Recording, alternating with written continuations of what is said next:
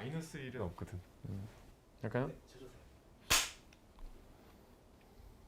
듣다 보면 궁금해지고 보다 보면 책을 사게 만드는 본격 책 읽기 독서 권장 방송 책 읽어주는 기자 둘. 저는 김기혁 기자입니다. 뭐야 이거? 오미동? 우키행 정현기입니다. 오미동 정유럽 기자입니다. 오징어에 미친 동키. 이 오진주 작가가 이상한 별명이죠. 자, 여러분 2주가 지났어요.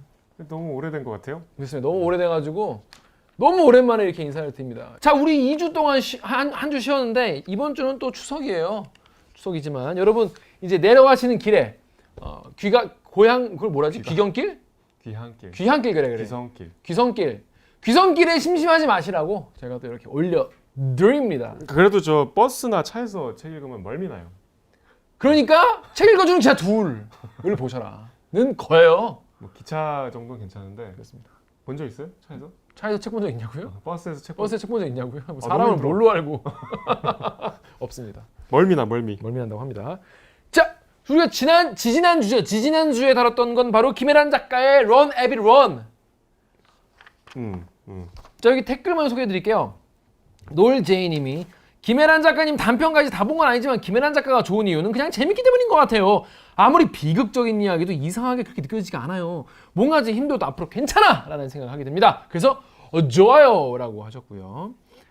킴님이 경제적으로 어려운 환경에도 굴하지 않고 열심히 살아가는 모녀의 삶이 안쓰럽고 짠했습니다. 반면에 자신을 연민하지 말라는 터프한 엄마의 말에 힘입어서 밝고 긍정의 마음으로 이쁘게 잘 커준 주인공의 속 깊은 내면을 보면서 탄력받는 마음이 따뜻해지는 소설이었네요. 라고 했습니다. 뭐 대략 이런 내용이죠. 네. 김란 작가의 네. 소설은 약간 비극을 약간 좀 달달하게 뭔가 이거 되게 처연하고 불쌍하게 그릴 수 있는 내용인데 그걸 약간 통통 튀게. 죄송한데 너무 오래돼서 잘 기억이 안 나. 김란 작가 소설이 다 그렇습니다. 김혜란 작가 소설이 어땠나 기억이 안 나. 그렇습니다. 페퍼스톤님 댓글 좀 읽으시죠. 페퍼스톤님이요. 20대는 내가 뭘 하든 그게 다 과정인 것 같았는데 이제는 모든 게 다 결과인 따름인 듯해 초조해지네요. 이거 제가 읽어드린 거잖아요. 소설의 한 구절이죠. 그렇습니다. 네. 그 대목이 되게 슬펐다. 유유가 읽어주시죠. 유유유. 예, 그만큼 유 세 개. 슬프다는 거예요. 우리 촬영 감독님은 이런 생각 하나요? 지금 몇 살이죠? 지금 20대인가? 네. 그죠? 20대. 아직 그래도 뭔가 이게 결과인 것 같다. 이제 난 다 된 것 같다. 이런 생각 아직 안 하죠. 몇 살이에요? 24살입니다. 아, 네. 심지어 20대 초반이구만. 개부러워. 아니 20대 벌써 왜 여기 방송국에 있어요?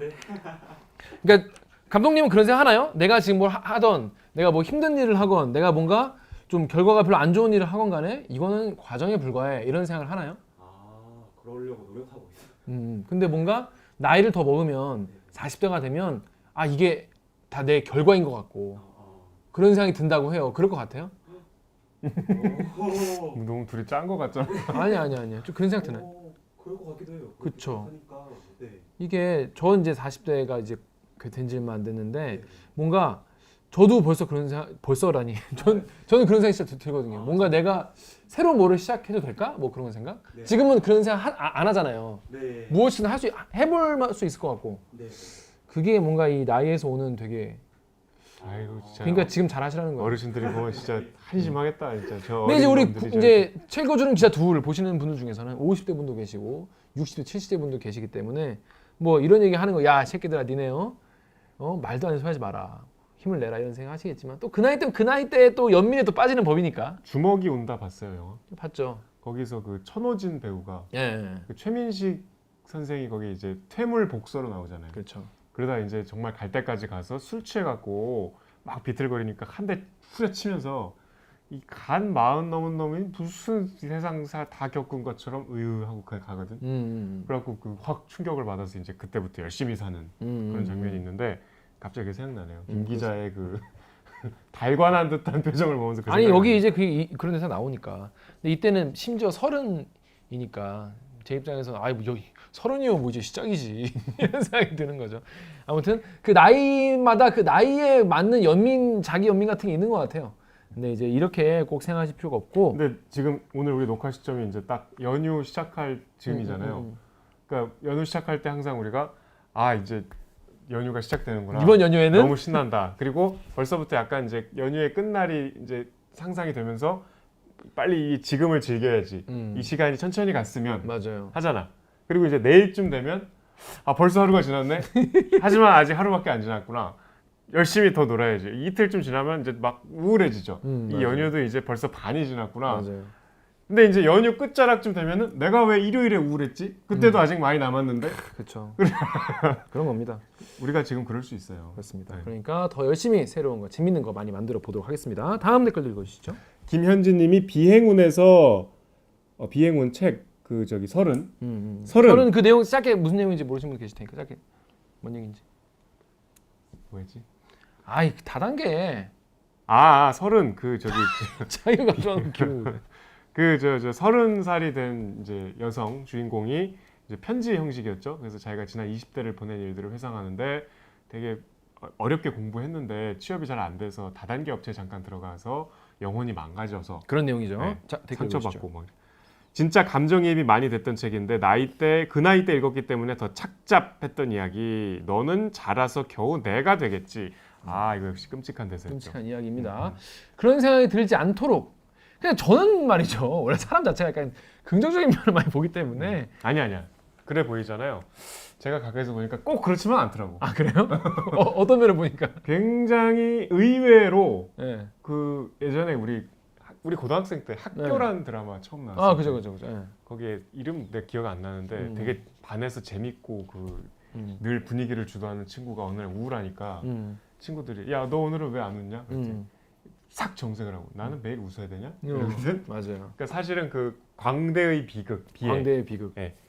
근데 김 기자가 뭐 광대까지 아니지만 늘 되게 긍정적이고 밝고 뭔가 활기차 보이고 그렇잖아요.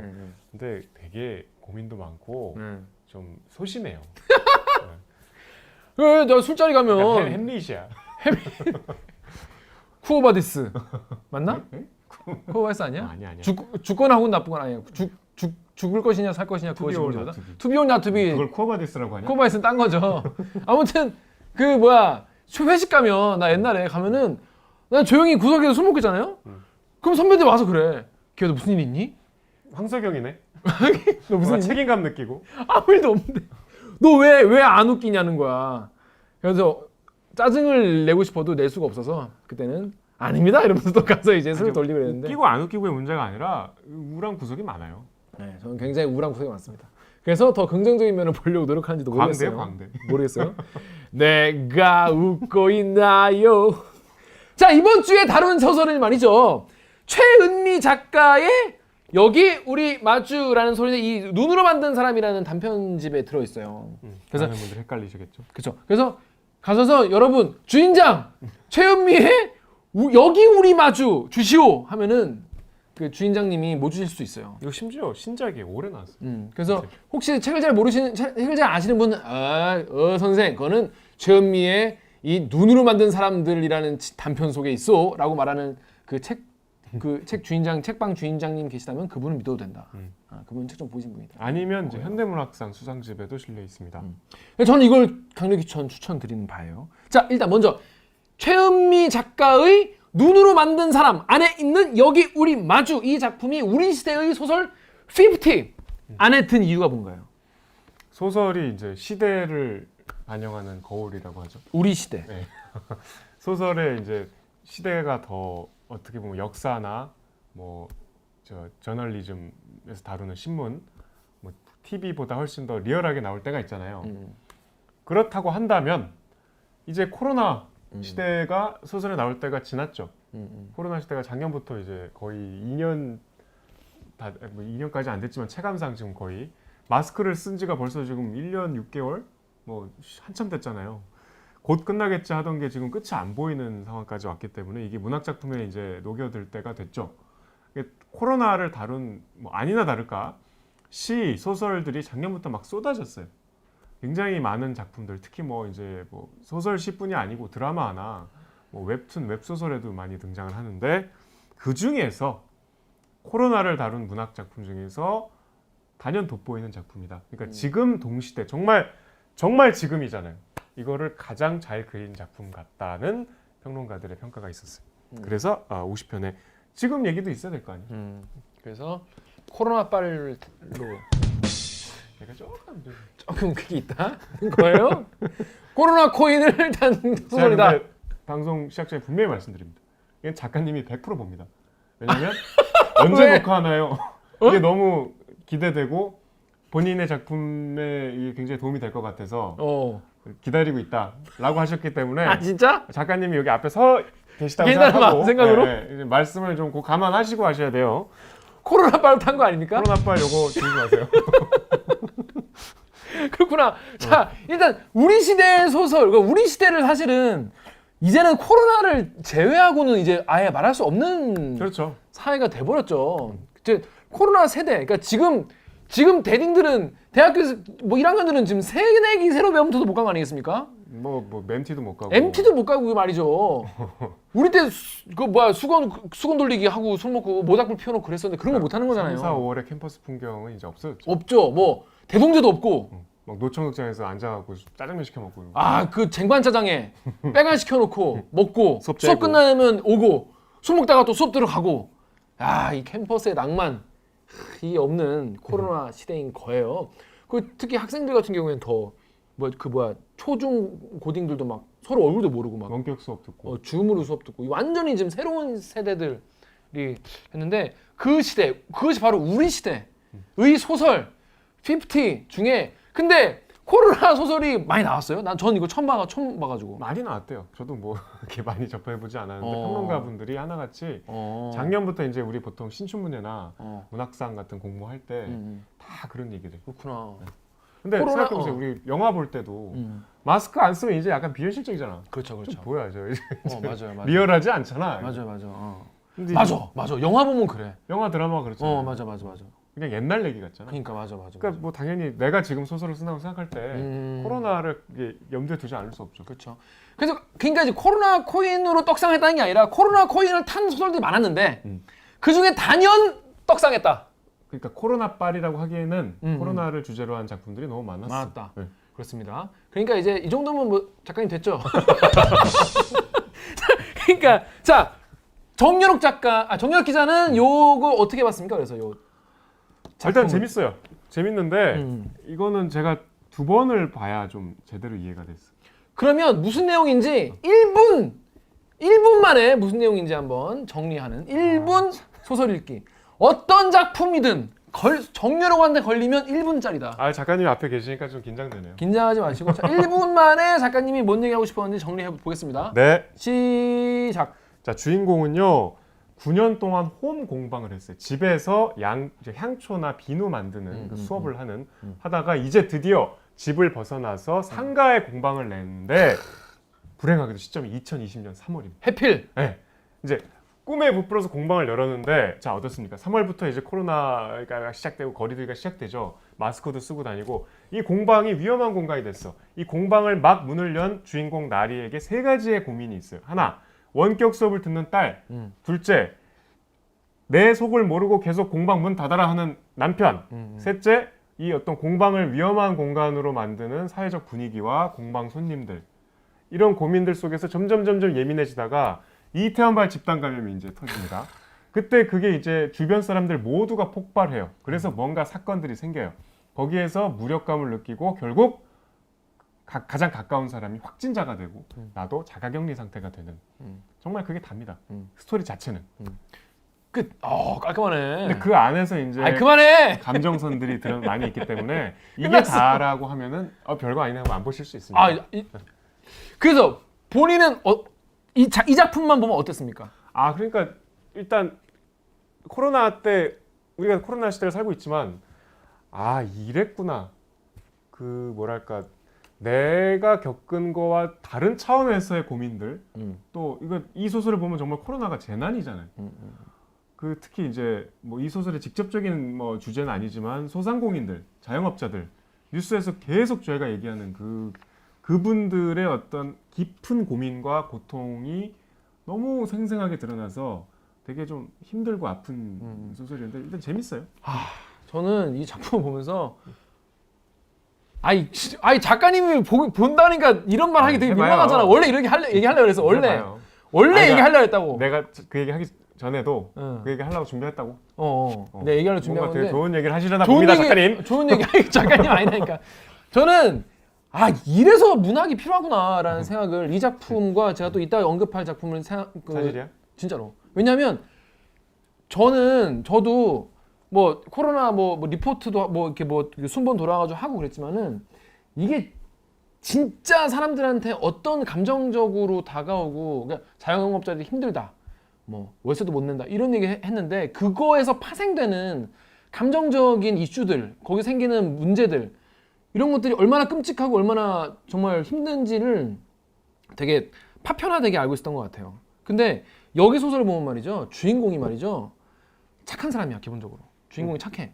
주인공 착한데 정말 어떻게든 열심히 살아보려고 정말 노력을 해요. 근데 제가 빼먹었는데 주인공이 기혼 여성 40대입니다. 40대 기혼 여성인데 어떻게든 정말 잘 살아보려고 노력하고 누구랑 싸우려고 하지도 않고 정말 자기가 할 수 있는 최선을 다해서 살아요. 진짜 보면은 애쓴다. 너무 애쓰는 모습을 보면서 나는 너무 가슴이 아팠어요. 오죽하면 여기서 이런 게 나오거든요. 이분이 이제 차를 태우고 뭐 자기 딸을 이제 어디에 이제 발해해 주나 보죠. 거기서 어떤 남자가 뭐라고 해. 이제 뭐 신호대기 중에서 뭐라고 한단 말이에요. 그래서 어떤 남자는 신호대기 중인 내 옆 차선으로 와서 내게 죽고 싶은 거냐고 물었다. 그럴 리가요. 내게 똑바로 살라고 했다. 그러고 싶답니다. 이 보면서 지금 우리 사회에서 뭔가 무력감을 느끼는 어떤 우리나라에서 아무래도 이 뭐 도로에 나가면 여성들을 무시하는 김여사라는 식으로 되게 무시하는 풍경 아직도 있잖아요. 그래서 그런 상황을 대했을 때의 그 정말 사람의 마음, 그리고 그 다음에도 뭔가 공방을 열었어. 근데 이제 여자친구 선물 만든다고 공방에 와가지고 온 사람들한테 너무 고마워서 남자친구 너무 센스 있으세요. 색 조합이 좋으세요. 뭐 화장실이요? 출입문 나가서 오른쪽 휴지 가져가셔야 되고요. 막 이렇게 되고 너무 뭐랄까 열심히 정말 남에게 폐해 안 끼치면서 열심히 순수하게 뭔가를 잘해보려고 하는 무력한 한 사람, 그리고 그 사람의 열심히 살아가라는 그 에너지가 너무 느껴져가지고 읽는 내내 계속 뭐랄까 이 주인공의 편에 자꾸 서주고 싶은 그런 마음이 나 근데 물어보고 싶은 게 들었어요. 그 공방에 온 커플 중에 게이 커플 있는 거 알았어요? 네, 여기 나오잖아요. 알았어요? 네. 저는 읽고 몰랐거든요. 그래요? 그런 게이 커플 있나? 커플 중에? 근데 나중에 그 우리 비평을 보고 알았어. 여기 보면은 여자친구 선물을 만든다면서 3월 초에 처음 들었던 두 남자는 그 이후로도 꾸준히 한두 번씩 공방에 왔다. 이마를 맞대고 앉아 차량용 석고 방향제에 채색을 했고 왁스가 굳을 동안 같은 휴대폰을 보며 크크 웃었다. 우리는 보러 그런 일 거의 없죠. 전신 거울 앞에 나란히 서서 서로를 쳐다보기도 했다. 나는 그들에게 더는 여자친구가 무슨 색깔을 좋아하냐고 묻지 않았다. 왜냐? 둘이 사귄다는 걸 깨달았기 때문에. 제가 여기 써있죠. G라고 써있죠. 둘이 사귄다는 건 안 나오죠. 근데 이제 그런 더는 여자친구가 이거 유추할 수 있는 거죠. 제가 좀 이 소설에서 아쉬운 게 이런 부분들이에요. 뭐 그러니까 작가의 의도가 분명한데 요거는 이제 제가 뭐 미처 몰랐던 저의 무심함 때문인데 그게 결과적으로 제가 이 소설도 여러 번 읽고 작가님하고도 긴 대화를 하고 비평도 받아보고 비평가와 얘기를 해본 결과 그 의도가 소설에 쉽게 안 드러난 경우가 좀 몇 개 있었던 것 같아요. 그러니까 여기서 이제 중요한 게 이태원발 집단 감염이거든요. 다들 이렇게 그냥 힘들게 억눌러 왔다 그게 이렇게 펑 터지는 계기인데 진짜 이 소설에서도 굉장히 화를 내요. 주인공이. 그러니까 그 주인공의 아까 제가 스토리에서 빼먹은 주인공의 절친이 여기서 굉장히 중요한 역할이죠. 그 수미인가요? 이름이? 그 수미가 이제 이웃인데 아주 친한, 그러니까 거의 뭐 친구처럼 지내는, 그리고 비슷한 또래의 딸도 있고 공방도 다니고. 근데 이제 이 수미란 친구가 그 이태원발 집단 감염 그 즈음에 이제 그 감정이 폭발해서 그걸 딸에게 해소하잖아요. 근데 그것도 사실 이 스토리만 보면은 좀 약간 중간에 약간 당혹스러워요. 그 딸 친구가 이제 수미의 딸이죠. 원격 수업하다가 갑자기 이제 뭐 이렇게 무슨 집안에 일이 있는 것처럼, 그러니까 이제 뭐 이렇게 엄마가 화내고 이런 거였겠죠. 근데 그게 좀 잘 안 드러나. 제가 보기에는 약간 불친절해 보일 수도 있었을 것 같아요. 그런 여러 가지 설정들이 작가가 이제 의도했던 그런 캐릭터의 사연들이 뭐 단편 소설이기도 하지만 조금 이게 스토리에서 불분명하지 않나. 저는 그 생각은 했어요. 이거 저는 좀 더 길었으면 더 좋았겠다는 생각은 했어요. 보고 나서. 그래서 이거를 지금 장편으로 쓰고 계세요. 아 그래요? 장편으로 쓸 잘하신 때 선택이세요. 장편으로 쓸 때 참고하고 싶다고 우리 방송을 좀 기다리고 계세요. 왜 그래? 이 부담스럽게. 반응을 꼭 이렇게 좀 뭔가 이렇게 아니 부담스럽게. 녹여놓고 싶으신가 봐. 그렇구나. 그러니까 말 잘해. 근데 저는 좀 이거 보고 이거 좀 길게 쓰면 더 좋았을 텐데 이런 생각이 들었고요. 왜 그랬냐면 이 중간중간 에피소드 같은 것들이 이 캐릭터들을 좀 더 풍성하고 좀 더 수미의 이야기, 더 그 딸 은채네 그 학교 이야기 이런 것들이 더 궁금해졌어. 왜냐면 전 주변에 이제 뭐 만나는 사람들이 뭐 이런 40대 여성들 또 애 키우는 이런 이야기를 잘 들을 기회가 많지 않은데 앞에서 하고 있어도 별 관심 없죠. 그죠? 그냥 빨리 언제 끝나나 뭐 그럴 수도 있고.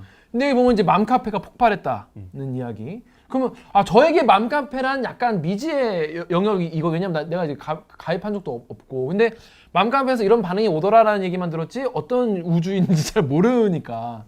그래서 거기에 있었던 이야기들 같은 것도 너무 궁금하고 하나하나 궁금했던 이야기가 다 많은데 좀 부족하다는 생각은 들긴 들었어요. 그 부족한 것 하나 있고 이제 이 단편 소설의 질서 안에서 조금 설명이 조금 더 구체적으로 됐으면 좋겠다. 직설적인 부분이 좀 아쉬웠다. 이게 보면은 크게는 코로나 상황에가 하나가 있고 그다음에 이것도 사실은 코로나 시대에 외피를 쓴 여성주의적 관점이 굉장히 분명히 뚜렷하게 들어가 있거든요. 그러니까 그 두 개를 같이 얘기를 해야 될 것 같은데 일단 코로나 얘기만 했을 때 제가 제일 이제 강렬하게 봤던 거는 원격 수업이었어요. 그러니까 원격 수업이 얼마나 그 당사자들한테 좀 힘든 시간인가를 여기서 구체적으로 알 수 있었어요. 제가 원격 수업 막 시작할 즈음이 이제 제가 교육부 담당이어서 그때 원격 수업 많이 기사를 쓰고 또 사례도 많이 이제 직접 가서 취재를 했거든요. 근데 이제 이게 한 달, 두 달 하는 거랑 1년 하는 거랑 차원이 다르잖아요. 이게 원격 수업이 생활화되고 원격 수업이 언제 끝날지 모르는 상황에서는 정말 다른 국면의 삶이 시작되는 건데 여기서 보면은 그 엄마가 일단 너무 힘들어서 CCTV를 집에 달아놓잖아요. 그것도 참 맞아. 근데 이게 엄마 입장도 이해가 되지만 이해가 되지만 그 6학년이면 사실 우리로 치면 옛날로 치면 뭐 중학교 2, 3학년쯤에 어떤 그 감수성을 갖고 있었을 거라고. 그게 CCTV로 엄마가 나를 보고 가끔 막 말 시키잖아. 이게 판옵티콘이잖아. 그러니까 내가 엄마가 언제 나를 늘 보고 있다는 불안감이 있을 거 아니야. 그래서 이게 공룡화를 계속 보고 있잖아 애가. 갑자기 말을 거니까 그러니까 싫지. 내가 엄마가 안 보이는데 그러니까 딸도 얼마나 싫겠어 그 상황이. 근데 엄마는 어쩔 수 없고 불안하니까. 근데 엄마는 또 딸이 가만히 있는 게 너무 싫고. 그 대목이 좀 그 대목의 미쳐버릴 묘사가 되게 좋았던 거니까 어느덧 내가 이제 아이가 아무것도 안 하고 있는 것을 보는 게 이제 싫어지기 시작했다는. 멍 때리는 게 너무 멍 때리기 싫어. 싫어. 저는 사실 이제 전 육아를 해본 적 없으니까 에이씨 뭐 애 그거 혼자 애가 알아서 키우는 거 아닌가. 근데 읽다 보니까 약간 진짜 좀 답답하고 좀 빡치긴 하겠다는 생각이 들긴 들었어요. 그 게임하고 앉아있으면 더 이제 속에서 천 불이 기어 올라오겠죠. 그래서 근데 저는 방금 여성주의 소설 얘기를 했는데 저는 이제 여성주의 소설로서 욕먹고 있는 작품들도 있잖아요. 근데 저는 이 작품을 보면서 이래야 된다, 이렇게 써야 된다고 생각이 들었어요. 왜냐하면 보면서 내가 나도 모르게 자연스럽게 납득이 되는 거야. 왜냐? 제가 좀 길겠지만 좀 한 두 구절 읽어드릴게요. 왜냐하면 취미반 수업을 하다가 이분이 공방을 하잖아요. 느낌이 오는 사람도 있어. 자, 좀 편하게 읽기 위해서 제 스타일로 읽어보겠습니다.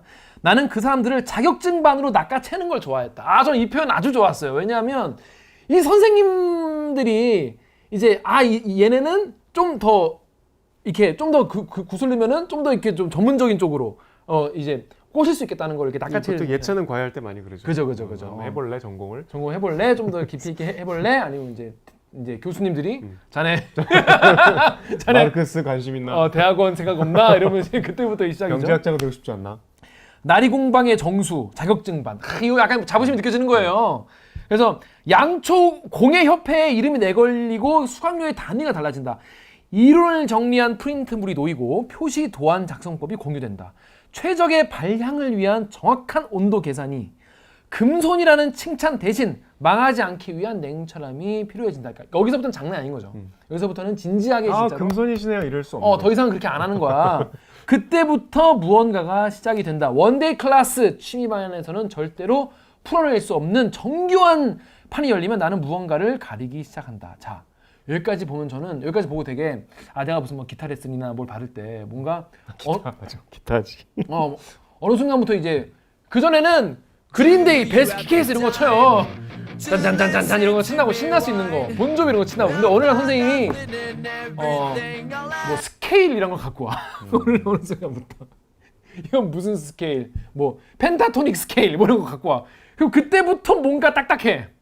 엄청 어려워. 그때부터 이제 어려워지고 그러면서 무슨 뭐 이렇게 동그란 뭘 보면서 이건 무슨 스케일 뭐 이상한 표를 줘. 그때부터 재미가 없어지죠. 그러니까 이제 약간 취미의 영역을 벗어난 고통의 수반이 된. 그 고통이 수반되는 그 대목으로 가는 거예요. 그러면은 뭐라고 하냐면 내가 누구누구의 맘, 엄마도 아닌 무슨 쌤 이런 게 아닌 진짜 딱 떨어지는 선생님이 되어야 할 때, 지도사라는 정식 호칭으로 서 있어야 할 때 나는 나의 무엇을 보이지 않게 하는지, 내가 선생님으로 생존하기 위해 얼마나 깨끗하고 멀쩡하게 주부로서의 노동만을 선별해서 지워버리는지. 하지만 선생님인 그 순간에도 알아서 감춰버리는 그 노동에 얼마나 내가 실시간으로 잠식당하고 있는지, 어떻게 얼굴이 지워진 채로 다른 여자에게 다른 여자가 되어가는지, 나로 서 있기 위한 최소한의 힘을 기르기 위해서 어떻게 또다시 계속 다시 매일 다시 내 노동을 지우고 지운 것에 먹혀가는 채로 지우면서 편하게 사는 여자 중 하나가 되는지, 왜 나는 나의 어떤 부분을 지워야만 내 실력을 신뢰받을 수 있다고 믿게 되었는지라는 구절이 있는데, 전 이 구절을 보고 아예 이건 페미닌 소설입니다라고 선언하는 어떤 그런 작품들보다 굉장히 납득이 많이 됐어요. 저도 되게 인상적이고 너무 인상적이고 이 대목에서 진짜 그렇겠구나. 그러면 어떻게 해야 되지? 막 내가 스스로 고민하게 되고 그래서 전 이 대목이 되게 전 여성 소설이라고 라벨링하는 것 자체가 좀 별로라고 생각이 드는데, 뭔가 이 40대 공방일을 하면서 아이를 키워야 되는 어떤 한 여성의 고민을 정말 짧고 설득력 있게 설명했다 싶어서 굉장히 두세 번 읽게 됐어요. 그러니까 공지영 선생님 죄송합니다. 공지영 소설 얘기할 때 제가 제일 아쉽다고 한 게 이런 그 너무 극단적인 캐릭터다. 좀 나쁜 상황만 모아놔서 이게 쉽사리 일상이라고 느껴지지 않는다라고 했잖아요. 저는 이 소설이 그 한계를 굉장히 잘 극복한 설정이 군데군데 보였어요. 그러니까 이 남편에 대해서 어떻게 생각하세요? 저는 이제 그 대목이 뭐였냐면, 남편이 내게 말한다. 자기야 좀 쉬어. 제발 좀 쉬어. 급성 방광이염 와서 피호 좀 싸고 있으면 남편이 또 말한다. 자기야 꼭 이렇게까지 무리를 해야 돼? 내가 자기랑 은채를 굶기는 것도 아니잖아. 나도 말한다. 그래 자기야. 나 이거 보면서 남편이 자기야 할 때마다 짜증이 나서 야 자기야라고 하지도 마. 아니 이제 요거 말고 짜증이 났어요. 거기 보면은 그 또 딸과의 갈등에서 남편의 태도가 나오잖아요. 뭐만 하면 우리 딸 사춘기요, 우리 딸 사춘기요 하고 그다음에 뭔가 이렇게 해결책이랍시고 뭐 사오잖아요. 항상 책, 엄마랑 뭐 이렇게 화해하는 책. 그러니까 약간 그 남편의 그 교육관은 일단 육아는 엄마의 몫이고 거기서 자기는 굉장히 나는 도와줄 자세가 돼 있다는 약간 제3자적 관점에서 호의를 베푸는. 부엌으로 기어 나오질 않아.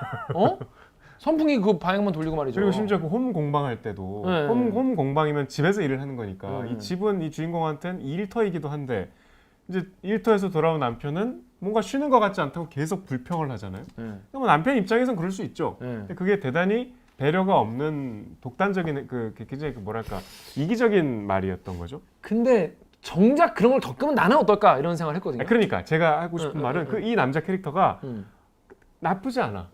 그렇게 나쁜 사람이 아니고 그렇게 개념 없는 사람이 아닌데 알고 봤더니까 나라도 저럴 수도 있을 것 같은데 하는데 이 화자인 여성의 그 시점에서 보면 대단히 개념이 없고 배려 없고 무감각하고 상식적이지 않고 그러면 다시 나를 돌아보게 되죠.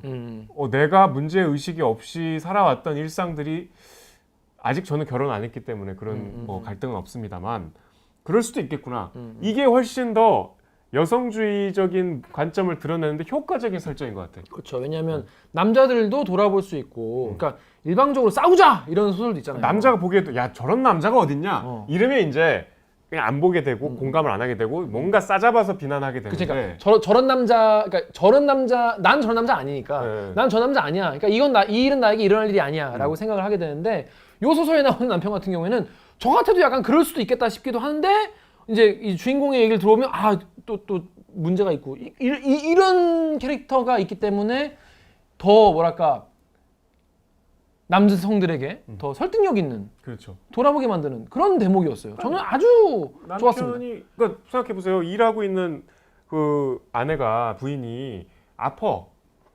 야 하지 마. 하지 마. 라고 하는 게 뭐가 나빠? 하면은 사실 뭐 좀 쉬어. 딱히 이 논리적으로 반박하기는 어렵죠. 특히 이제 집 바깥에서 제3자가 보기에. 또 공방으로 돈을 많이 벌어오는 것도 아니니까. 그렇지. 근데 그 공방을 이제 막 문을 연 사람의 시점에서 지금 이 소설이 전개가 되기 때문에 그 시점에서 보면 진짜 막 입 다물어라. 진짜. 그러니까 옛날엔 집에 소파가 있었는데 소파를 이제 치운 거예요. 이걸 홈 공방을 하면서. 그러니까 남편 입장에서는 집에 오면 이렇게 푹 쉬고 되는데. 된장찌개 보글보글 하고 뭐 이러고 싶겠지. 어? 근데 들어오면 향초 냄새가 확 나는 거예요. 여기도 일터인 거지. 그러니까 짜증이 이제 난 거죠. 그리고 막 괜히 또 위생 걱정하잖아. 어. 애한테 좀 나쁘지 않냐 막. 근데 애한테 뭐 무슨 뭐 재료 나쁘지 않냐 그러는데 이제 주인공이 속으로 야 네가 묻히곤 그 니코틴이 더 나쁘다. 그러니까 착해. 속으로 해. 그것도 참 그냥 해도 될 것 같은데. 그러니까. 근데 그러면 이제 싸움이 또 시작되니까 참나 봐요. 남편의 내면에는 역할 분담이 뚜렷하게 돼 있는 거야. 그러니까. 야 너는 기어 나오질 않아. 이거는 네가 집안일 하고 플러스 알파로 하는 거다. 너의 본업은 이거다라는 딱 그 구분이 있는 거잖아요. 그러니까 그게 참 여기서 여성의 시점에서 소설이 전개되니까 더 선명하게 드러나는. 그래서 여기 보니까 이 제목이 여기 우리 마주잖아요. 저는 이제 처음에 제목을 보고 제목이 되게 별로다라고 생각했어요. 뭔 얘기 뭐야? 뭔 얘기요? 상처받지 마십시오. 그러니까 제가 저는 문학 완전 개뿔도 모르는 문외한인데 여기 일단 입에 운율이 살지 않아.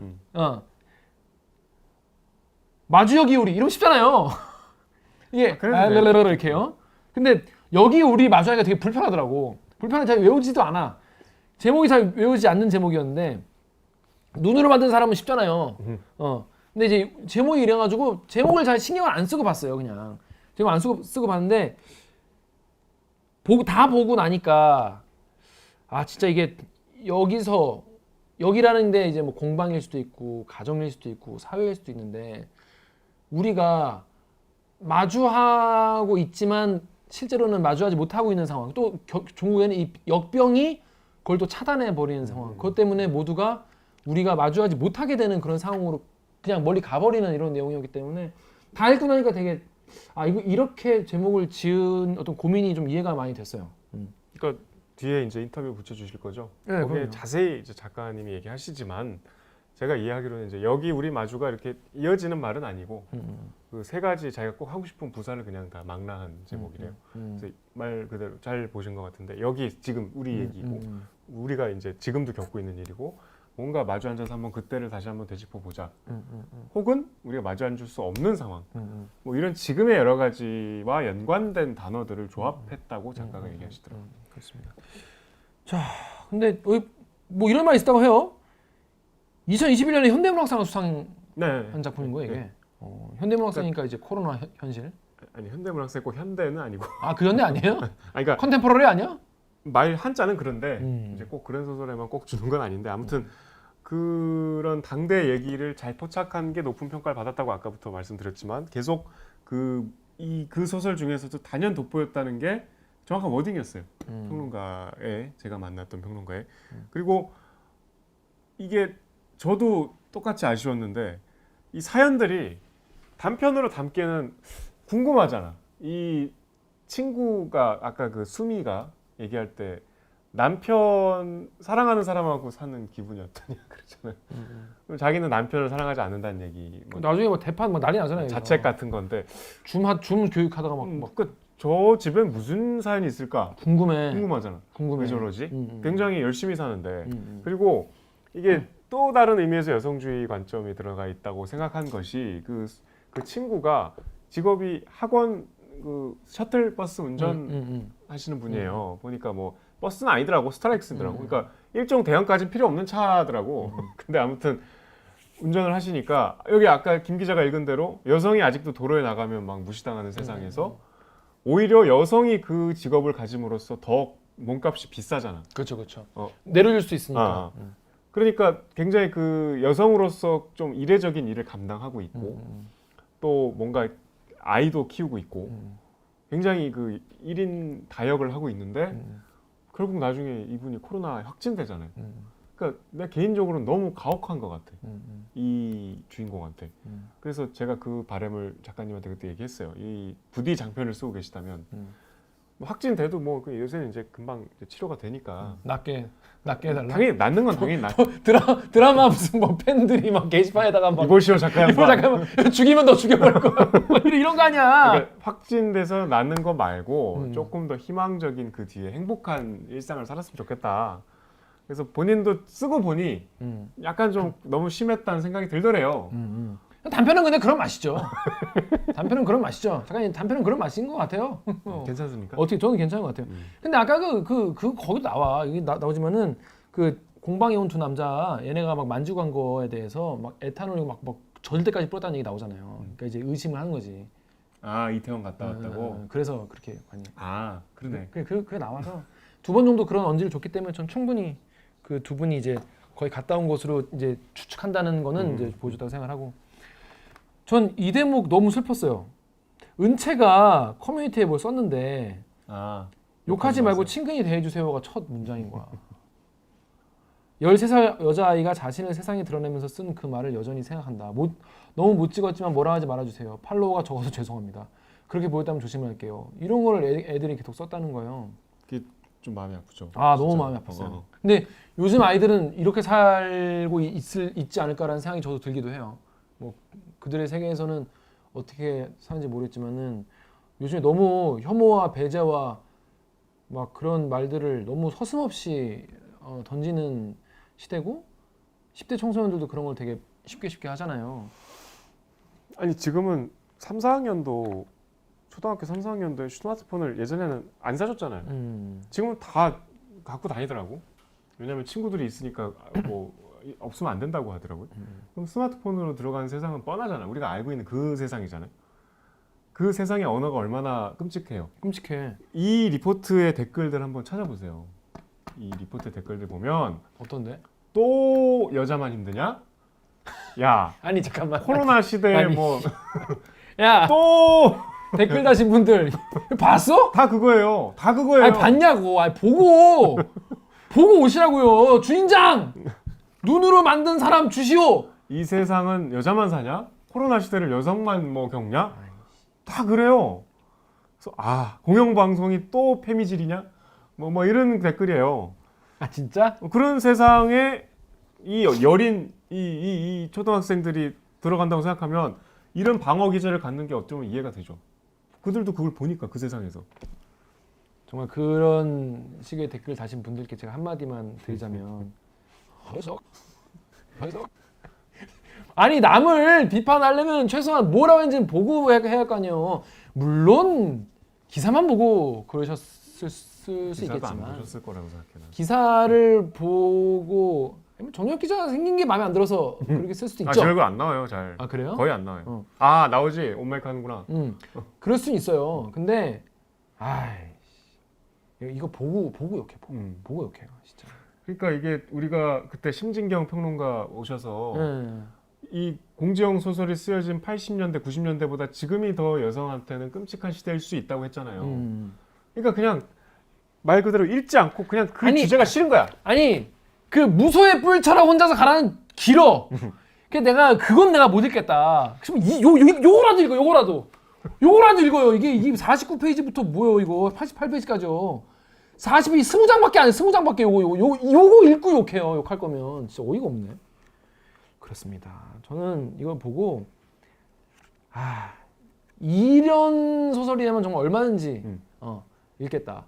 이런 소설이 많이 읽히면 적어도 우리 사회가 좀 덜 싸우지 않을까. 제정신인 사람들이라면 좀 그런 생각이 들었어요. 그러니까 저는 이 소설의 가치가 그래서 제가 일부러 이렇게 마이크 잡고 얘기했는데 우리가 역사 얘기할 때 이제 황석영 그때 다뤘잖아요. 역사를 역사로 서술하는 것보다 문학으로 공부할 때 이런 장점이 있구나. 그러니까 제가 사학과 나오면서 이제 역사학 교수님들하고 대화하거나 뭐 역사를 전공하는 형들하고 얘기해 보면 약간 그 강박에 가까운 그 프로 의식 사실에 관한 집착 음. 그리고 그 형식에 관한 어떤 그 자부심. 그러니까 뭐 예를 들면 각주 달고 뭐 이런 거 있잖아. 그게 이게 하나의 완결된 형식 안에 들어와 있어야 만족감을 느껴요. 그만큼 우리는 검증된 이야기만 한다. 이게 뭐 역사라고 하는 것이 우리가 그냥 썰을 푸는 게 아니라 정말 과학적으로 탐구해서 이거를 사실로 볼만하다는 추정을 하기까지 이런 치열한 공부를 한다. 그런 자부심들이 있어요. 근데 그럴 때 그게 중요한 작업이죠. 그래 역사는 그렇게 쓰여져야 되죠. 그렇지만 그럴 때 역사는 사실 이렇게 살아있는 느낌을 받긴 힘들잖아요. 근데 소설로 역사를 다룰 때는 정말 그 목숨을 잃은 사람들의 사연과 감정이 나오기 때문에 우리가 그 더 이렇게 와닿는 이야기로 받아들일 수 있기 때문에 그 두 개를 병행해서 봐야죠. 둘 다 필요하죠. 근데 소설로 역사를 볼 때가 더 생생하게 와닿죠. 그거는 뭐 어쩔 수 없는데 역사 말고 지금 이 얘기도 이것도 역사죠, 뭐 일종의. 신문보다 소설이 오히려 더 생생하게 잘 드러낼 수 있다. 맞아요. TV 뉴스보다 훨씬 더 그 자세하게 보여줄 수 있다. 라는 걸 저는 이 소설을 읽고 정말 처음 깨달았어요.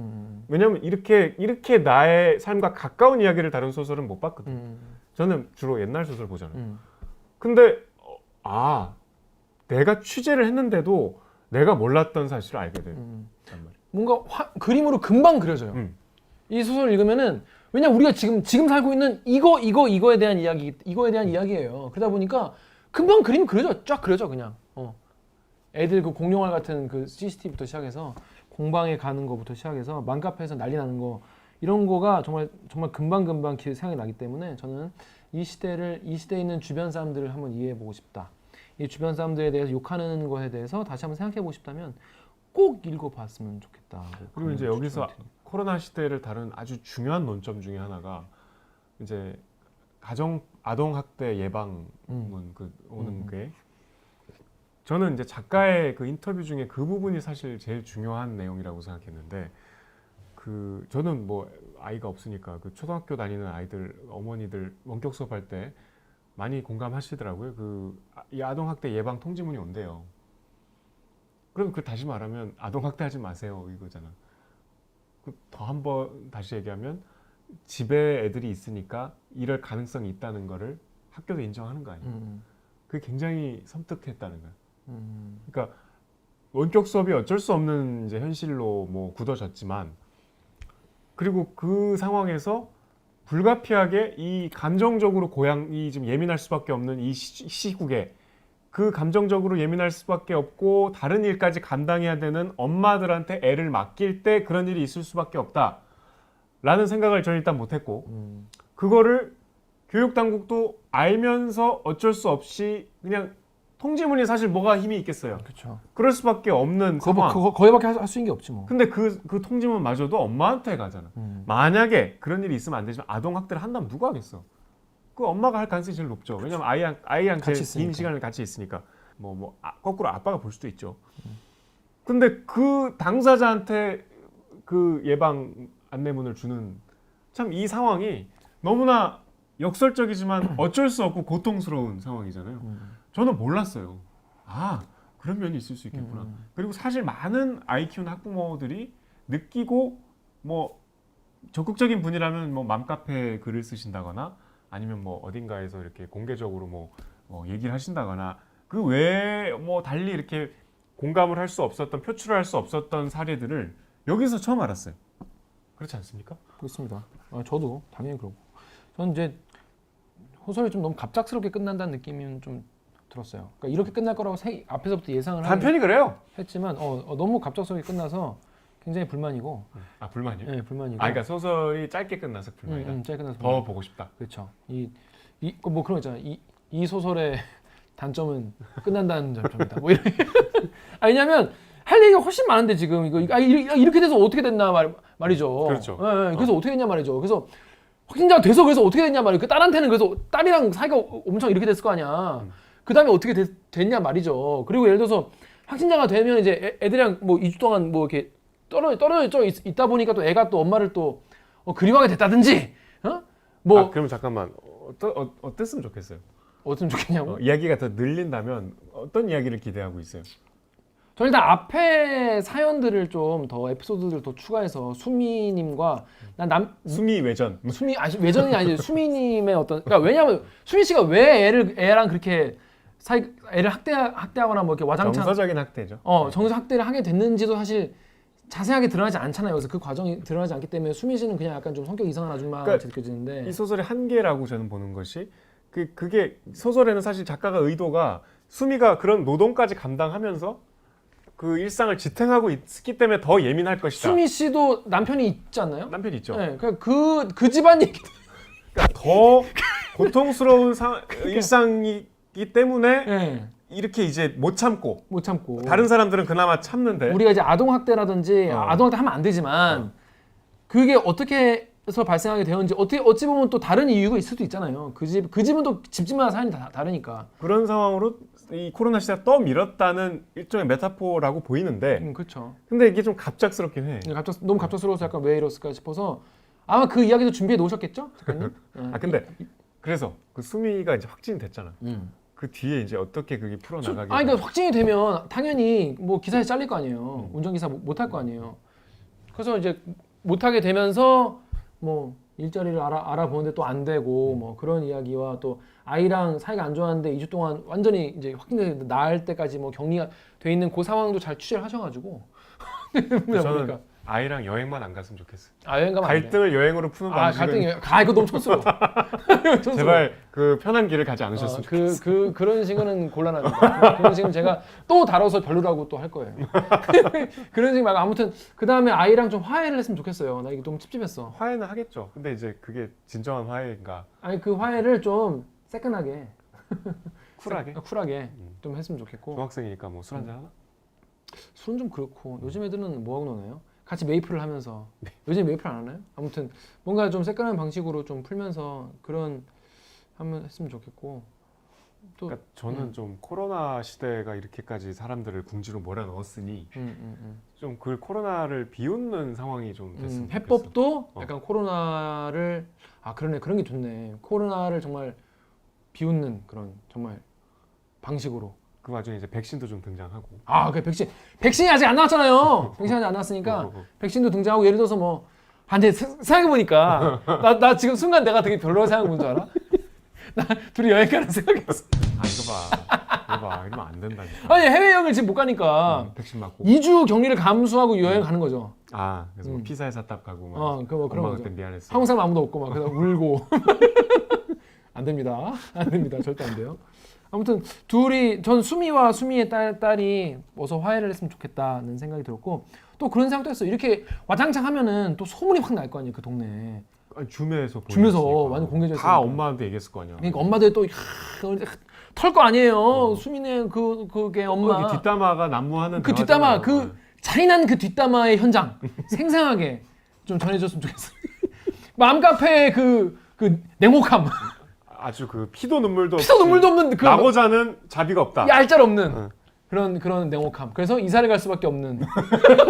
맘카페를 피해서 이사를 가. 맘카페를 피해서 왜냐면 뭐 동탄 맘카페, 뭐 어디 뭐 용인 맘카페 이래서 한번 찍히면 그냥 끝장이거든요. 그럼 주인공과의 관계가 끊어지잖아 이사 가면. 그래서 주인공도 이사가? 주인공도 이사가면 안 되겠지.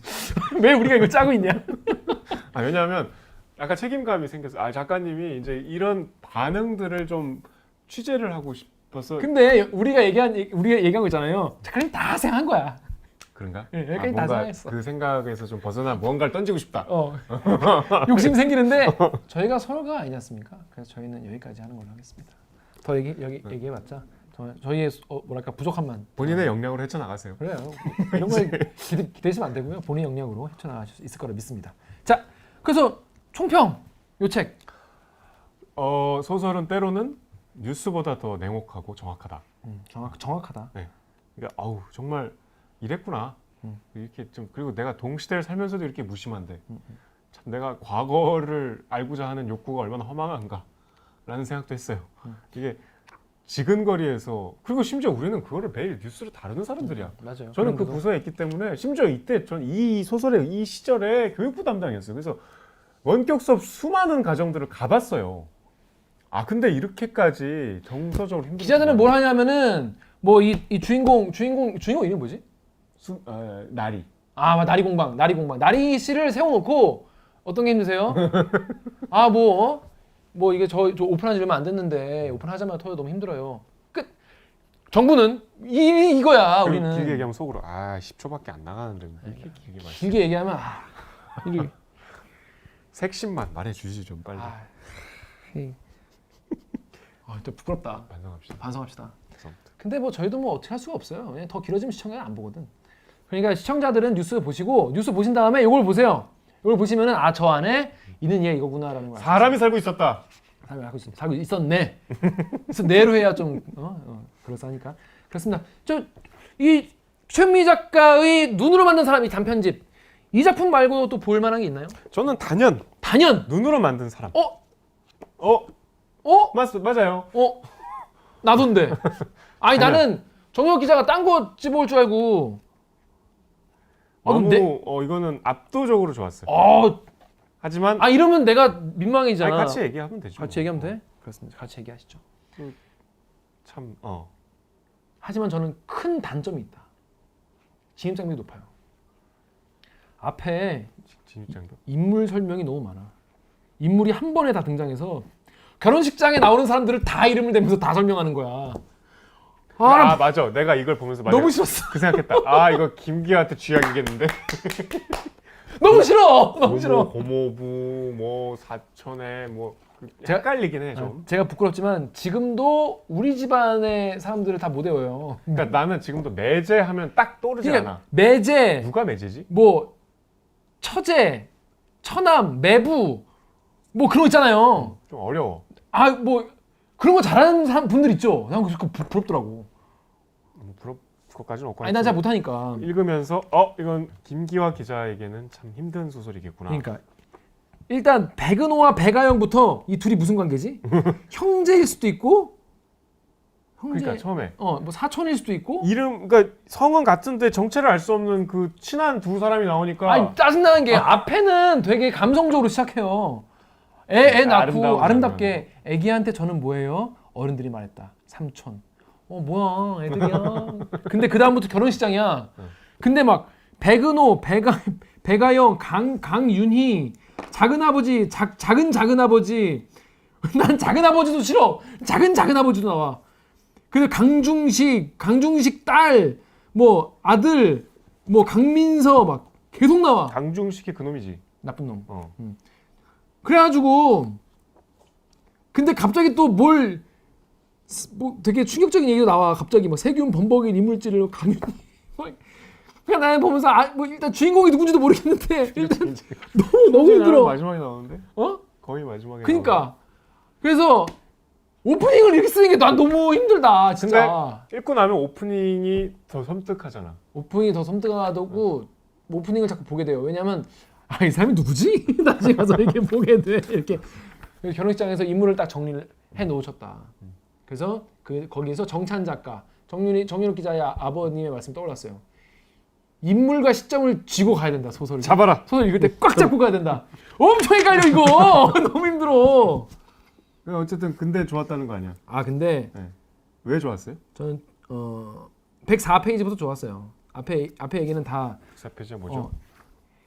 이제 드디어 백아영이라는 아이가 이제 성조숙증인 것이 드러나고, 그러니까 이 갈등이 딱 시작될 때부터는 여기서부터는 저는 너무 빨려 들어가서 봤고, 이거는 앞에 나온 지금 우리 마주보다 여기 제목이 어렵다니까. 여기 우리 마주보다 훨씬 더 이 아이를 키우는 엄마의 이 걱정들의 연원과 진행과 그리고 이거에 대한 남편들이 좀 챙긴다고 답시고 챙기는 것이 어떻게 다가오는지에 대한 것도 그렇고, 그리고 얼마나 불안에 떨게 되는지 이런 거에 대한 게 너무 저한테 너무 무섭게 다가와가지고 좋았고요. 그리고 그 강중식 그 개새끼의 아들이 이제 또 되게 비극적인 상황으로 집에 와서 이제 얹혀 살게 되잖아요.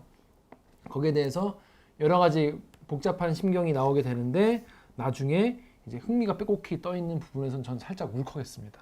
그 정도로 뭔가 왼수의 아들을 대하는 그런 마음과 그게 앞에 있는 삼촌의 마음이죠. 그렇죠. 근데 참 제가 어떤 소설과 영화에서도 봤던 그 저 뭐라 그러죠 이걸 참 근친상간 성범죄자 중에 정말 제일 추악한 놈이더만.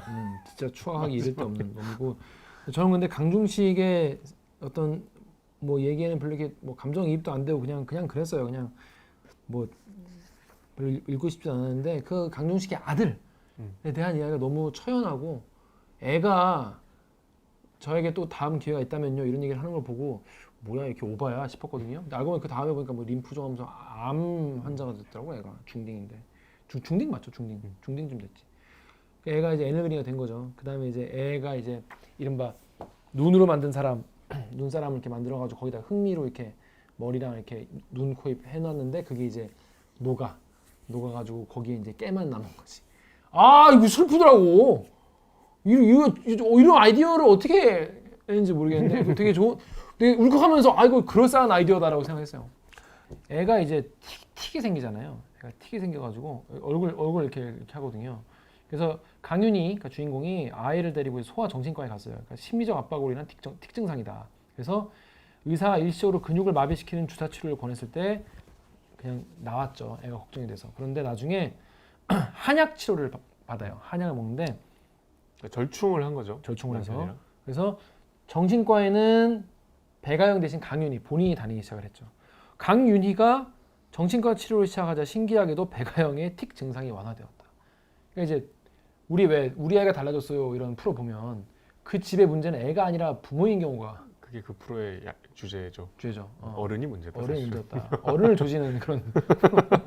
그런데 그게 되게 근데 그 앞에서 그 주인공이 계속 불안해하고 긴장하는 것도 충분히 납득이 되기 때문에 이 내용 자체가 아유 그래 엄마가 문제지 이렇게 안 다가오고 그냥 불행 그 자체로 약간 좀 다가오는 느낌이었어요. 그리고 여기 보면은 이제 남편은 또 뭐 애정인지 모르겠는데 하여튼 이제 와이프랑 계속 이제 관계를 유지하려고 해요. 성관계를 계속 유지하려고 하는데 그러니까 남편이 한테 이제 영원한 피임, 그러니까 정관 수술을 해라. 그래서 이제 생산직에서 서비스업으로 바꿔라 이렇게 얘기를 하는데 남편이 그걸 이제 거절을 하잖아요. 근데 그러나 보통은 근데 전 약간 여기서 갸우뚱한 게 보통은 남자들이 정관 수술 하고 싶어하고 와이프들이 좀 말리지 않나? 아니에요? 남자는 하기 그래요? 싫어하죠. 남자가 싫어하나? 남자들 이거 하면 밖에 나가서 마음 놓고 바람 필까봐 싫어한다던데? 뭐 그런 경우도 있겠지만 이제 정상적인 상황에서는 남자들은 이제 그 남성성이 영원히 상실된다 이런 이제 자기만의 그 여자 입장에서는 너 참 이기적이다. 이 실용적인 목적으로 하자는 건데 그런 이상한 상실감으로 왜 안 하냐? 그런가요? 정관수술 하면은 남성성이 상실되나? 아니 내가 좀 그렇게 느껴. 내가 이제 생식능력이 없어지는 거니까. 그럴 것 같아요, 본인. 난 싫을 것 같아. 싫을 것 같아? 네. 그렇구나. 근데 여기서 이제 그런 얘기를 해요. 강윤희가 가장 외로운 순간 언제냐면 자신이 왜 그토록 완전한 피임을 원하는지 백은호에게 남편한테 이해받지 못한다고 느낄 때였다. 배가영이 성 조숙 확진을 받았을 때도 틱 증상이 생겼을 때도 아무도 자신만큼 이 문제를 심각하게 받아들이지 않는다고 강윤희는 생각했다. 강윤희는 아무것도 믿을 수 없는 세상 한가운데 혼자서만 노를 젓고 혼자서만 책임지며 혼자서만 비난받는 것 같았다라고 하는데 앞에 이 남편이 담배 서로 끊기라고 다시 피고 아니 뭐 그런 것도 있어요. 그래서 전 이 대목이 좀 약간 납득이 된달까? 근데 정말 외로워 보이고 그런 게 있었어요. 근데 오히려 나는 나중에 이 정말 왼수 같은 새끼의 아들한테 약간 위로를 받는 걸 보면서 더 약간 좀 서글프고 그런 감정이 느껴졌는데 아무튼 사람은 누구나 자신의 외로움을 가지고 살지만 40대의 아이를 키우는 그리고 예전에 친처에게 성폭행을 당한 여성이 어떻게 살아가는지 어떤 마음인지를 되게 잘 이해할 수 있었습니다. 이거 보고. 그리고 마지막 되게 훈훈하게 끝나요. 훈훈하게 아니라 화끈하게 끝나지. 아 화끈했어 엔딩. 눈사람이 아주 그냥 다 녹겠더만. 뜨거워서 녹겠어. 뜨거워서 녹겠어. 아재개그 죄송합니다. 좋은 작품이었다는 얘기예요. 이거를 보신 분만 이해할 수 있어요. 김 기자는 가만 보면 이게 뭐 지금까지 새해 선물, 무소의 뿔 굉장히 그 좀 페미니즘 소설 좋아하네요. 근데 안 그런데? 되게 싫어하는 소설도 있어요. 아니 뭐 새해 선물이 페미니즘 소설은 아니지만 어. 좀 그런 시선이 담겨 있는 소설들에 대한 선호도가 있네. 왜냐하면 내가 지금까지 생각해보지 못한 얘기를 자꾸 해주니까. 아니 근데 그게 생각하지 못했는데 내가 거부할 수 있잖아. 지금까지 그런 건 없었던 것 같아요. 종교 말고는 저는 다른 사람, 그러니까 새로운 시각의 시선, 그러니까 왜냐하면 또 이 페미니즘 소설은 뭐냐면 여성들의 시선 같은 경우에는 내가 평소에 왜 저럴까 궁금하긴 하지만 주변 여자한테 이걸 대놓고 물어보는 것도 되게 실례일 수 있고 그럴 기회도 많지 않고 하니까 책으로 공부하는 거죠. 그렇죠. 그래서 이제 이런 소설을 보면서 되게 타타타 아. 이 깨달음이 오는 거죠. 약간 내가 나를 모르는 남들 너를 알겠느냐. 근데 너를 알겠는 그런 약간 새로운 경험. 전 약간 일종의 나에게 누군가가 좀 설명해주는 그런 것 같아요. 되게. 아 그랬던 것 정말 김기하 기자는 진짜 정말 이상적인 신랑감이 되어가는 과정이네 지금. 같아요. 아직 멀었죠. 심지어 이제 여성주의에 깊이 녹아들기 시작하는. 하지만 주택담보대출. 그럼 뭐 이제 같이 갚아 나가야지. 뭐 아무튼. 그래서 저는 이제 근데 이제 페미니즘 소설 중에서 못 쓴 페미니즘 소설 그 또 혐오해? 혐오해요. 그런 거는 되게 무시하고 경멸합니다. 되게 아까 그 좀 자비가 없네요. 자비가 왜냐면 이건 뭐 작품에 대한 평가니까 전 예를 들어서 뭐 민주화 투쟁을 되게 못 찍은 영화 혐오합니다. 오히려 그런 건 방해가 되죠. 못 쓴 페미니즘 소설도 마찬가지예요. 방해가 돼. 읽는 사람에게 거부감을 일으키고 남성들한테 거부감을 일으키고 진짜 이런 식으로 보니까 그렇지 이런 식으로 더 반감을 느끼기 때문에 전 솔직히 좀 잔인한 얘기지만은 못 쓰는 사람은 그런 걸 쓰지 말아야 된다고 생각해요. 오히려 더 방해가 된다니까. 아니 어떻게 잘 쓴 작품만 있겠어요. 뭐 그럼 좀 잘 썼으면 좋겠어요. 오히려 방해가 되는. 전 진짜로 근데 막 그런 사상을 강요하는 막 남북 통일 막 남북의 그 막 정을 막 강요하는 왜 이래도 안 울래 막 이래도 막 그런 거 오그라듦을 넘어서 저는 되게 촌스럽다고 생각합니다. 되게 별로고 그런 건 오히려 없으면 못하다라고 생각합니다. 물론 근데 그런 것도 있어야 뭐 어떤 양적으로 많이 있어야 질적으로 좀 나은 작품도 나오겠지만 전 근데 이 소설은 굉장히 좋다. 아주 훌륭한 성취다라고 저에게 감사하다라고 얘기를 하고 싶었어요. 뭐 다행이네요. 본인은 안 그런가요? 아이 아까 못 쓴 말씀드렸잖아요. 페미니즘 소설 어떻게 생각합니까? 싫죠. 그러니까 싫죠. 좀 약간 거부감이 들죠. 당연히. 눈살 찌푸려지죠. 네. 그러니까 눈살이 찌푸려진다기보다. 못 찍은 민주화 투쟁 영화. 그러니까 이게 야 네가 다 망쳤어 이런 생각이 들지. 그치. 힘들게 이렇게 여러 사람이서 이렇게 계속 이렇게 면적을 넓히고 있는데 갑자기 흙을 휙 뿌리는 것 같은데 내가 보기엔 또 본인은 굉장히 선구자적인 자부심을 갖고 있으면 좀 답답하죠. 그리고 또 그런 책이나 영화도 팬이 또 있어요. 그러면서 이제 이런 시선을 되게 또 싫어하죠. 그렇죠. 너 왜 우리 그 욕해? 욕해. 그 어쩔 수 없어요. 저희 욕하고 싶으시면 댓글로 욕을 하시거나 욕하는 영상을 찍으시거나 하시면 될 것 같아요. 근데 하여튼 전 좀 그런 좀 싫어. 그 김기하 기자 시선을 뚫고 감동으로 닿은 소설이었다. 라는 거죠? 여러분 꼭 읽어보십시오. 특히 저는 눈으로 하는 사람 꼭 정말 강력 추천드립니다. 그러니까 소설을 우리가 읽을 때 남과의 어떤 타인과의 공감이 대단히 중요한 부분이잖아요. 그런 측면에서 대단히 훌륭한 작품들인 것 같아요. 최은미 작가의 작품을 저도 이번에 취재하면서 처음 많이 읽었는데 초기작부터 대단히 그 타인의 세계를 아주 뭐랄까 아기자기하게 그것도 아주 내밀하게 그려놔서 남의 일기장 보는 느낌도 약간 들고 비공개 블로그 보는 것 같기도 하고 그런 약간 느낌 좀, 맞아. 그런 느낌도 있어. 맞아.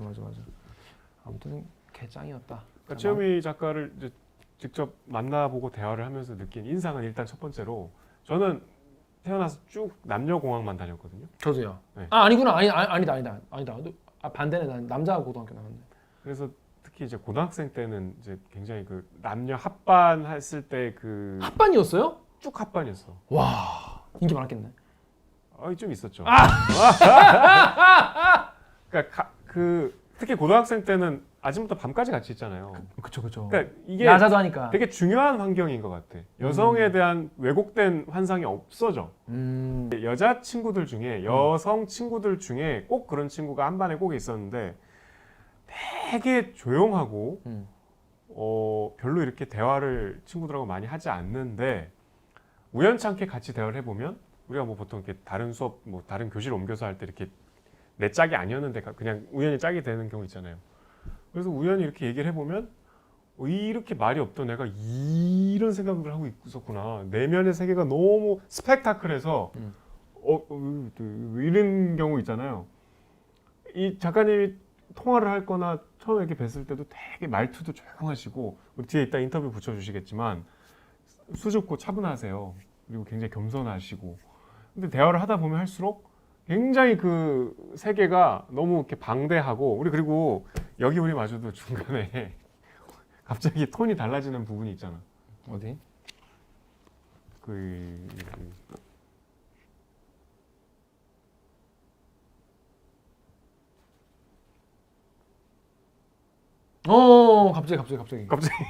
갑자기 나 너무 놀랐어요. 그런 좀 다양한 대화를 하다 보면 세계가 아 이거 참 말로 하기가 그러네. 그 또 독자들이 많이 주변 분들이 놀랬대요. 뭐 그런 장면들 보면 본인도 그런 말씀 많이 들으시나 봐요. 그 눈으로 하는 사람들도 막 갑자기 손가락이 나고. 그래서 하여튼 되게 그 너무 인상과 달리 그 내면의 세계가 굉장히 거칠고 풍부하고 또 재밌고 또 감정이 그냥 막 흘러 넘쳐서 저는 그 세계를 앞으로 계속 궁금해졌어요. 보고 싶어졌어요. 기대가 되는 네. 부분이라는 거예요. 전 지금 저희가 이제 뭐 소설을 뭐 많이 다뤘지만은 주변 사람들한테 한 권을 권하라면 저는 이 책을 권할 것 같아요. 왜냐하면 황석영과 현경을 뚫고 황석영은 안 권하죠. 그냥 그랬다니까. 황석영 손님 그냥 그랬습니다 저는.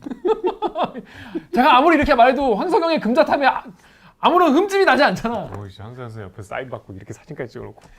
근데 그때 얘기했잖아 내가. 아유 사투리 많아도 못 읽겠더라고. 내가 얘기를 했어요 황석영 선생한테.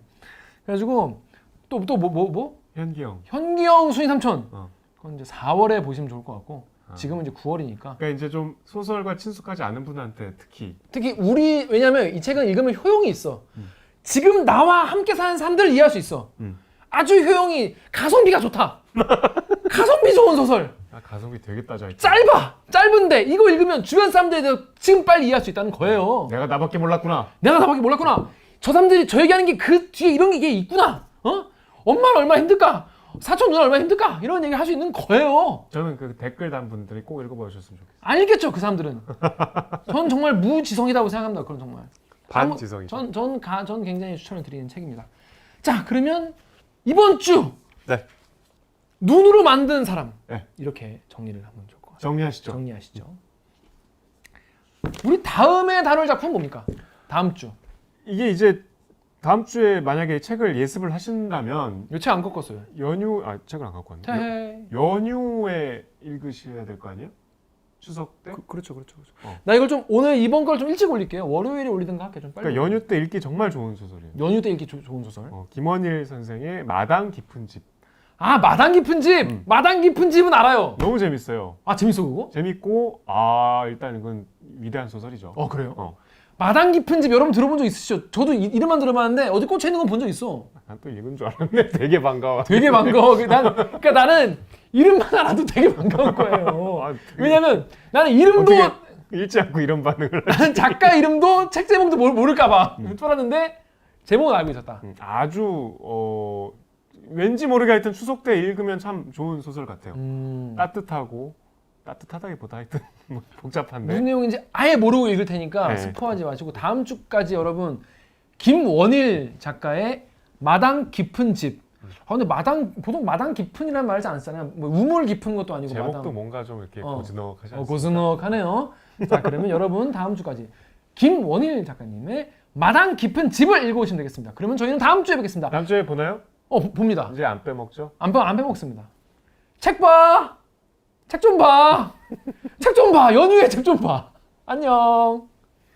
고생하셨습니다. 2020년 봄에 이제 저를 압도하고 있던 여러 감정들이 있었고, 그래서 당시에 이제 제가 쓰고 있던 소설이 있었는데 이제 전혀 다른 시공간을 가지고 소설을 쓰기도 좀 힘든 상황이었고, 이제 제가 쓰는 것뿐만 아니라 다른 어떤 서사 장르에 몰입하기도 좀 힘든 상황이었어요. 저를 이제 압도하고 있는 감정들이 굉장히 컸기 때문에 다른 소설을 쓰고 읽을 수 없는 바에는 지금 현실에 나한테 너무 강력한 영향을 주고 있는 이 상황을 이제 당장 소설이 되지 않더라도 좀 기록을 해둬야겠다는 생각을 했었어요. 그래서 일단 일지로 그 일지 형식으로 2020년 봄을 좀 기록해 나가기 시작했거든요. 저도 이제 아이를 양육하고 있는 40대 기혼 여성이기 때문에 아무래도 같은 상황에 있는 그런 인물들을 세워서 제가 가장 잘 할 수 있는 이야기고 제가 아주 잘 알고 있는 상황의 감정들이기 때문에 이 이야기를 누군가 해야 된다면 내가 하면 좋겠다고 생각했어요. 되게 무용한 듯 하지만 굉장히 좀 아름다운 것들이 있는 공간이고, 어떻게 보면 이제 소설에서도 이 주부 취미라는 해시태그를 쓰는데 되게 망설이는 게 나오지만 굉장히 건전한 공간 같지만 사실은 누가 그 공간에서 어떤 상황에서 뭘 하느냐에 따라서 굉장히 비난의 표적이 될 수도 있는 그런 것들을 좀 설정을 하고 싶었어요. 공방이라는 공간에 굉장히 애정을 가질 때마다 공방을 되게 안전한 곳으로 만들고 싶은 열망 또한 되게 컸을 거라고 생각을 해요. 그러니까 이들이 마주 앉아 있으면서도 계속 고립감을 느껴갈수록 더 이 공방에 애착을 가지고 이 공방의 안전에 되게 천착했을 거라고 생각을 하고, 근데 이제 이런 질문도 던져보고 싶었어요. 우리끼리 안전한 장소라는 게 과연 존재할 수 있는가에 대해서 서로에 대한 통제가 시작될 수밖에 없고, 또 이질적이라고 느껴지는 존재에 대한 어떤 배제가 시작될 수밖에 없고, 또 다른 지옥이 시작되는 거죠. 일과 육아와 가사를 병행하면서 이 지금 가족체계 안에서 겪고 있던 여성들이 사실 코로나 상황과 맞물리면서 이 상황 자체가 굉장히 극대화된 거죠. 그 하중을 몇 배로 더 크게 느끼게 된 거죠. 코로나 상황은 일단 공적 공간이 2020년 봄만 해도 완전히 막혀 있었고, 재난 상황에서 많은 문제들이 가족 단위로 수렴이 되고, 그 안에서 또 그 하중이 여성들한테 오면서 평상시에 그런 시스템들이 재난 상황에서 더 당연시 되면서 여성들에게 그게 부과가 된 거죠, 임무가. 제가 가장 기억에 남았던 건 아동학대 예방 안내문이 계속 정기적으로 온다는 것이었어요. 저는 그게 굉장히 좀 무섭다는 생각이 들었던 게 다들 알고 있는 거예요. 방역 당국도 알고 있고 교육 당국도 알고 있는 거예요. 그러니까 이 재난 상황에서 뭔가 가족 단위로 또 그 여성에게로 이 하중이 몰릴 때 집안에 있는 누군가는 안전하지 않을 수 있다는 걸 아는 거예요, 이미. 알고 있는 채로 그 어쩔 수 없음을 이제 묵인한 채로 그 아동학대 예방 안내문을 보내는데, 그 안내문이 이제 당도하는 곳조차 주 양육자인 여성 엄마의 핸드폰인 경우가 많다는 거죠. 가족의 다른 구성원이 아니라. 그래서 그 2020년 봄에 저는 이런 감정을 느끼는 여성들이 많았을 것 같아요. 그러니까 그때의 상황을 떠올려 보면 되게 망망대해가 있고 종이로 만든 배가 있어요. 거기에 한 여성과 그 여성이 양육한 아이가 타요. 그리고 거기에 아동학대 예방 안내문이 하나 붙어 있는 채로 누군가 살짝 그 배로, 바다로 그 배를 살짝 미는 거예요. 잠깐만, 거기 잠깐만 있으라고, 좀 견디고 있으라고, 이 상황이 나아질 때까지만 잠깐만 있으라고. 근데 그 잠깐만 있으라고 하는 그 아이와 함께 고립된 그 종이배 안에서 배는 자꾸 가라앉고 이 젖어가는데 이제 이 여성은 계속 노를 저어야 되고, 그 상황에서 어떤 문제가 발생할 때 거기에 따르는 죄책감, 자책, 이런 감정적인 몫까지 다 받아 안으면서 그러니까 혼자서 책임지고 있는 그 고립감과 막막함에 대해서 조금 얘기를 해보고 싶었어요. 이 이태원발 유행이 생겨났고 보도가 됐어요. 그러면서 우리가 가지고 있던 혐오와 어떤 낙인과 그리고 이 응징에 대한 어떤 욕망 같은 것들이 너무 무차별적으로 날아다니는 걸 아주 가까이에서 보면서, 특히 저는 이제 기혼 여성이기 때문에 이 제도권에 있는 기혼 여성들이 자기 안의 혐오들을 어떻게 다른 또 약자들한테 전가하는지를 그 사건이 너무 적나라하게 보여줬다는 생각이 들어요. 여기라는 것은 이제 이 여자들이 있는 장소를 가리키거든요. 그러니까 사실 지금 이 여자들이 있는 시간대보다는 이 여자들이 어디에 있는지가 좀 중요하다고 생각했어요. 그러니까 같은 시간대 같은 재난을 겪더라도 어디에 있는지에 따라서 이 재난을 다르게 겪잖아요. 그래서 이 인물들이 있는 좀 위치성에 대한 질문을 던져보고도 싶었고요. 우리라는 말은 사실은 되게 연대의 말이 될 수도 있지만 배제의 말이 될 수도 있잖아요. 우리라는 말은 뭔가를 되게 보이게도 하지만 또 보이지 않게 하는 말이기도 하고, 또 마주라는 말은 말 그대로 우리가 이제 팬데믹이 되면서 계속 생각할 수밖에 없었던, 서로를 정면으로 향하고 똑바로 향한다는 게 어떤 건지 계속 질문할 수밖에 없었던 가장 크게 다가왔던 부사였어요. 그래서 그 가장 많이 생각했던 세 단어를 저도 어떻게 결론 짓지 못한 채 좀 질문을 던지고 싶은 마음으로 제목을 썼던 것 같아요. 세밀한 디테일 하나가 환기해주는 정서가 굉장히 클 때가 있거든요. 그래서 이제 그런 효과가 필요할 때는 그렇게 쓰죠. 그러니까 예를 들어서 그냥 빵집이라고 쓸 때랑 파리바게트라고 쓸 때랑 되게 다르게 느껴지고, 그냥 카페라고 할 때랑 투썸이라고 할 때랑 그 실감이 굉장히 다른 것처럼, 예, 실감을 위해서 일부러 그렇게 이제 배치를 하기도 하죠. 아무리 짧은 소설을 쓰든 긴 소설을 쓰든, 그러니까 처음에 소설을 시작할 때는 알지 못했던 어떤 지점으로 소설이 도착하는 걸 그 쓰는 과정 중에 느낄 때가 있어요. 그래서 그 소설이 도달하는 자리를 내가 쓰는 중에 발견해 갈 때 그때의 어떤 기쁨들이 계속 다음 소설을 쓰게 하고 그런 것 같아요.